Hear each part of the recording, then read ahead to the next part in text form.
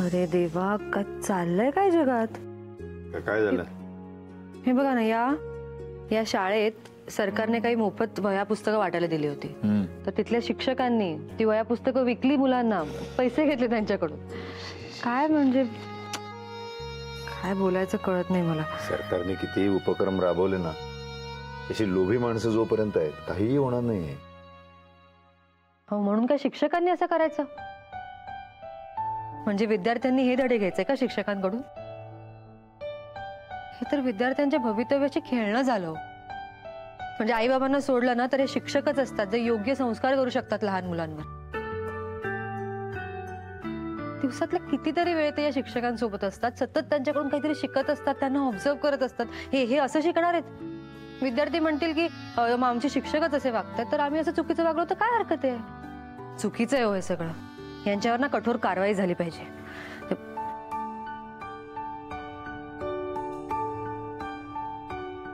काय झालं, असं का बघताय? काय नाही, मुलांना शिकवायला खूप आवडतं ना तुला? खूप आवडतं. फक्त शिकवायलाच नाही, म्हणजे या लहान मुलांमध्ये राहायलाच मला आवडतं खूप. शाळेतलं जग इतकं वेगळं असतं ना, हे लहान मुलं प्रश्न विचारतात ना, तितके साधे आणि निर्मळ असतात ना की त्या प्रश्नांची उत्तरं शोधता शोधता आपल्याच आयुष्यातली कोडी सुटतात. आपण राहतच नाही. खूप छान वाटतं तिथे. सॉरी, चुकलं माझं. काय चुकलं? मी तुझी शाळा बंद करायला नको होते. तू पुन्हा शाळा जॉईन कर, जा शिकवायला. मला आवडलं असतं परत शाळा सुरू करायला, पण आता माझ्या प्रायोरिटीज बदलल्या आहेत. कसल्या प्रायोरिटीज? हल्लीच्या काळामध्ये ना खूप कमी माणसं आहेत ती त्यांच्या कामावरती प्रेम करतात. तुला तुझं काम आवडतं, मुलांना शिकवायला तुला आवडतं, जा ना तू, पुन्हा तुझं काम सुरू कर, एन्जॉय कर. त्या आनंदाला का मुकतेस तू? मी जेव्हा शिकवायचे तेव्हा दुर्वा नव्हती ना माझ्या आयुष्यात, पण आता आहे. आणि दुर्वाला माझी जास्त गरज आहे. खरं तर आई नसल्याचं दुःख काय असतं ते मी समजू शकते.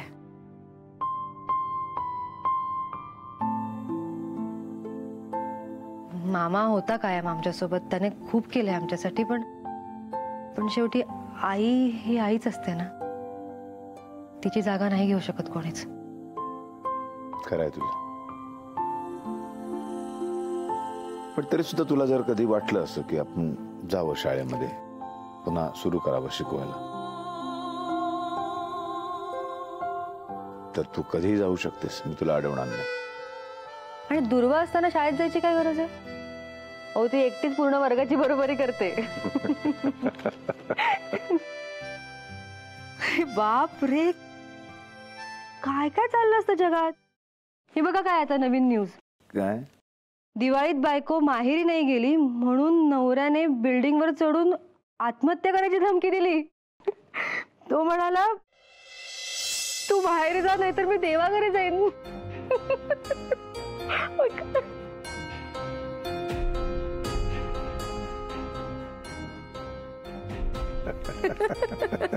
नशीब दिवाळीत तू इथे आलीस.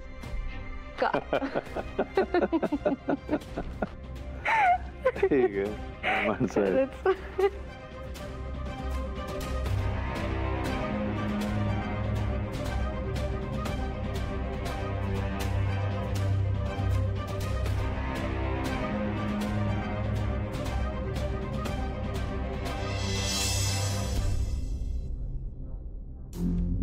काय झालं? असं मधूनच का मागे फिरलास? जा बोल त्यांच्याशी. नाही नको, ते गप्पा मारतायत ना, उगाच कशाला डिस्टर्ब करा त्यांना. हा, आणि तसे लव्ह बर्ड्सला डिस्टर्ब करू नये. आपलं लग्न उशिरा लागतं, माहिती आहे ना. हे पण आदित्य, किती छान दिसतात ना ते दोघं असे एकमेकांसोबत. अगदी सूट करतात एकमेकांना आपल्यासारखे. आदित्य आदित्य, ते मराठीत ते कपल्सला काय म्हणतात रे? ते बघ, ते असं असं देव ते लक्ष्मी नारायणाचा जोडा वाटतो ना. हे पण आपलंही तसंच आहे. हा, तू Narayan and I am your Lakshmi. काय नाही आवडलं का तुला? आय मीन हो, आहे थोडं आउटडेटेड अँड बोरिंग. काम मला उशीर होतोय. बाय. हे बघ, तुझं नाही असंच असतं. हे प्रेमाचं जरा गोष्टी करू लागले ना की तुला लगेच कामं सुचतात. आदित्य, तुला माहितीये मी किती विचार केलाय आपल्याबद्दल? सांगू तुला? म्हणजे आपलं लग्न झालं ना की आपण पण असं चहा घेत गप्पा मारायच्या, संध्याकाळी छान वॉकला जायचं, आणि आठवड्यातनं 2दा तू मला सरप्राईज द्यायचे. मी त्यावर ते ओ माय गॉड आदित्य असं करत ते सरप्राईज एन्जॉय करणार. आणि ठीक आहे, चल, तुझ्या दमला असशील ना त्यामुळे तुला छान हेड मसाज देणार. आणि कधी मी दमले असेल ना तर तुम्हाला छान कॉफी करून द्यायची. करशील ना? तुला 1000 वेळा सांगून झालंय मधुरा की सो रूड आदित्य. तुला ना लवकरात लवकर लग्न करायची गरज आहे बघ. अरे आपल्या मीराताईला बघ ना, लग्नानंतर किती छान बदल झालेत तिच्यात, तसेच तुझ्यातही होती. एक कर ना मला एक्सेप्ट. तुला दिसत नाहीये का माझं तुझ्यावर किती प्रेम येते? तुला कळत नाहीयेत का माझे प्रयत्न?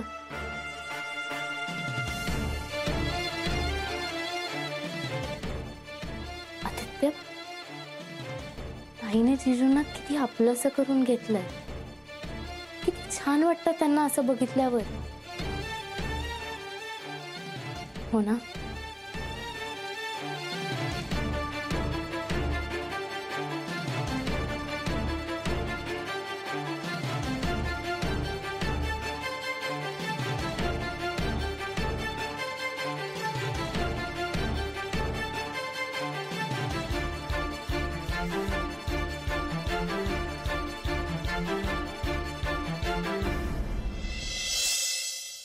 काय रे बाबा, माझा चष्मा बघितलंस का रे इथे?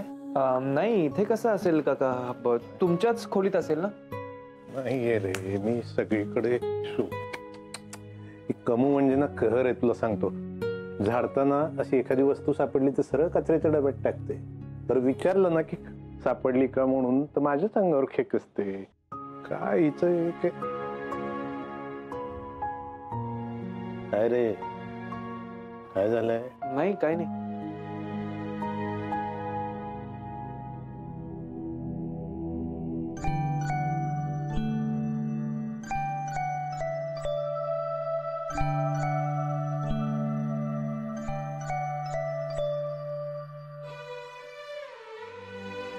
मीरेचा विचार करतोस ना?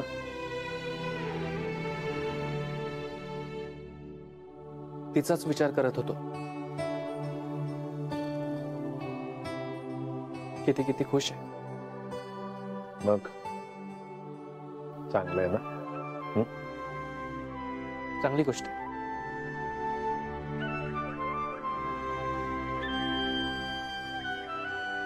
तिला तिचा संसार सापडला. आपल्या भारतीय मुलींना संसारापलीकडे काही महत्वाचं नसतं रे. आपली काय स्वप्न होती, आपला भूतकाळ काय होता, सगळं विसरून एका क्षणात ते त्या घरासाठी सगळं अर्पायला तयार होता. ते घर हे त्यांचं सर्वस्व होऊन बसत. सोनं करणार आहे ती त्या घराचं बघ, मी सांगतो तुला. ते मलाही दिसतंय. मनाविरुद्ध का होईना पण तिने ते स्वीकारलं. कदाचित ती मलाही विसरली असेल. हे बघ बाळा, जी सत्य परिस्थिती आहे ती लवकरात लवकर स्वीकारणं यातच माणसाचं भलं असतं. हो, मलाही ते मान्य केलंच पाहिजे. सगळं विसरून तिने नवीन संसार सुरू केला, नवीन आयुष्य सुरू केलं. आता माझी वेळ. फार बरं वाटतंय रे की तुला स्वतःहून पटलं. तुझ्या सगळ्या शंका आता मिटल्यात की नाही. मग आता तू ही नवीन आयुष्य सुरू कर. काही गोष्टी आपल्या आयुष्यात नव्हत्या असं समजायचं आणि पुढे चालायचं. पर्याय नसतो त्याशिवाय. तुला सहज शक्य येते. शूर असतो. हे नाही आदित्य आदित्य विसरते सगळं. तयारी करचं. ऑफिस महत्वाचं आहे. ऑफिसला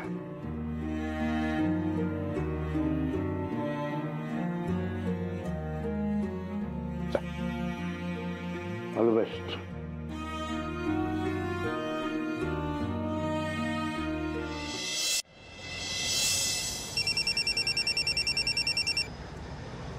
मीरा, हॅलो मीरा, कुठे आहेस तू? अगं शाळा सोडली सडकापडकी. शाळा सोडल्यापासून ना मेसेज ना फोन. अरे कसं समजायचं कुठे आहेस तू? आणि मुळात तू असं कसं वागू शकतेस आमच्याशी? हा अगं हो हो हो विशाखा, थांब. किती प्रश्न. सॉरी, तुझा फोन बघ खूपच एक्साइट झाले. Sorry sorry. बोल बोल, तू बोल. कशी आहेस?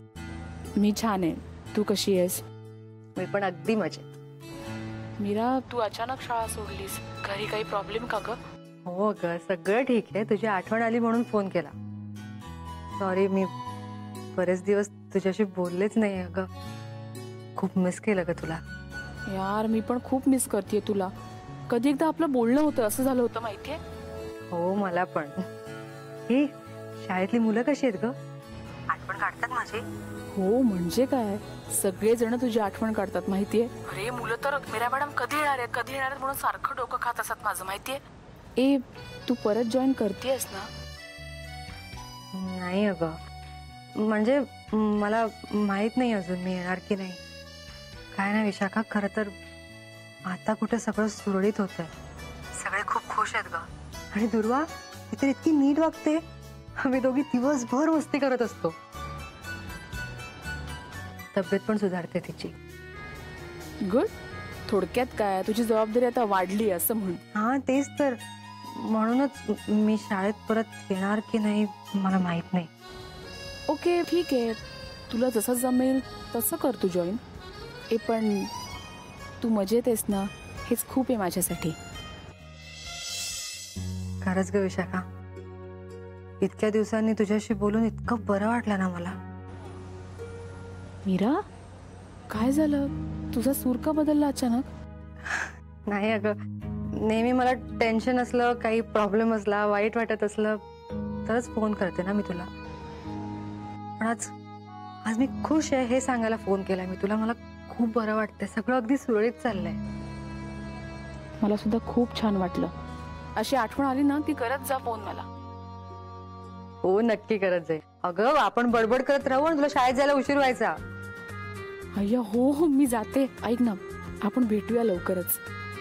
नक्की भेटूया. Bye. Take care. Bye bye bye bye.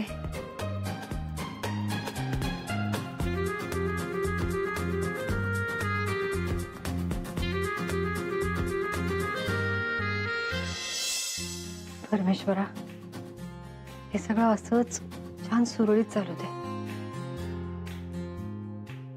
तुझी कृपा कायम ठेव आमच्यावर. परत पसारा करून ठेवला ना दुर्वाने?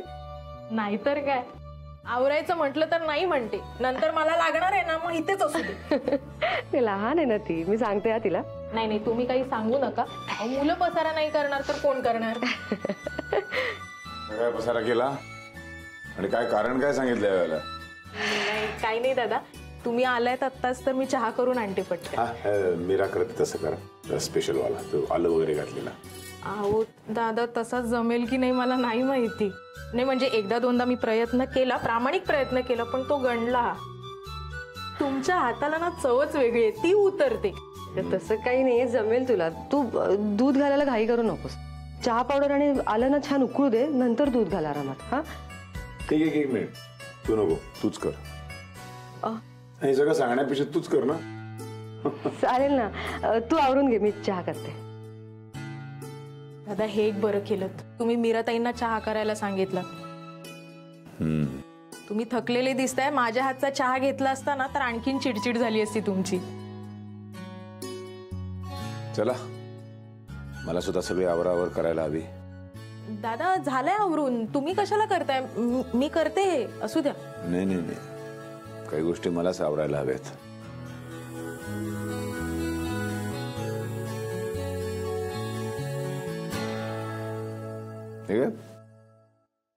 मीरेची मूर्ती मीराताईच्या खूप आवडीची आहे ही मूर्ती.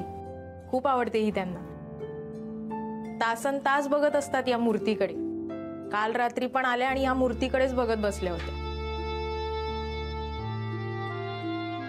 तुम्ही दिली आहे ही मूर्ती दादा? नाही ग, हे सगळं जमलं असतं तर आयुष्यच बदललं असतं. सगळं गणितच चुकले पहिल्यापासून. पण आता मात्र सावरायला हवं. काय सावरायचंय? मूर्ती म्हटलं पक्की आहे का आतून पोकळ आहे ते बघायला हवं. तर मूर्ती कशी चेक करायची दादा? बघू, कळेल. अगं हा हत्ती आहे, हा सरळच जाणार. मग तू मगाशी तिरका का नेलास? तो उंट होता. हत्ती हा सरळ जातो, उंट असा तिरपा जातो आणि घोडा 1, 2, 2.5. शाब्बास, आता कळतंय तुला. आणि हा वजीर आहे ना, हा नाही बघ असा तिरपा. जा रे, मला बोर होतंय. मी चालले पिंकीशी खेळायला. अगं पूर्ण तर करून जा. आपण खेळूया. आपण हा खेळ पूर्ण करूया. चल ये, बस.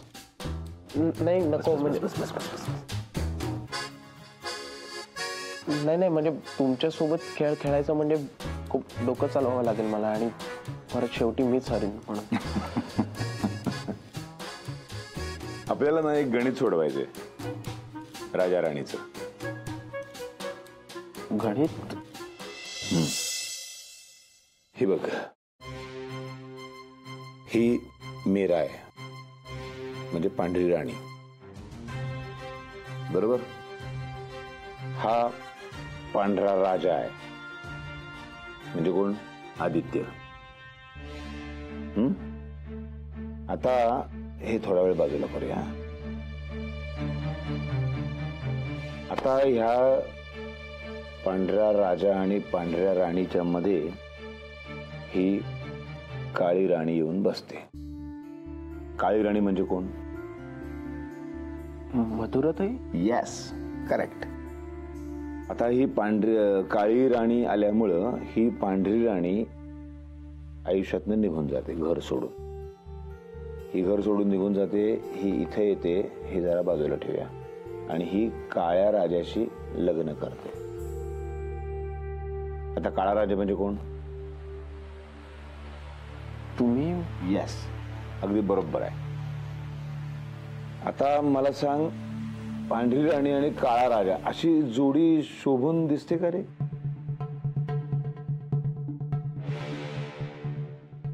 नाही ना. म्हणजे जोडी कुठली शोभते? पांढरी राणी आणि पांढरा राजा हीच जोडी शोभून दिसते. हो, पण ते कसं शक्य आहे नाही का? आता म्हणजे काळी राणी ही जबरदस्ती या घरात शिरली आहे आणि पांढऱ्या राणीला मी फार चांगलं ओळखतो. म्हणजे तिच्या मनात जरी काही असेल पांढऱ्या राजाबद्दल तरी ती कधी व्यक्त करणार नाही.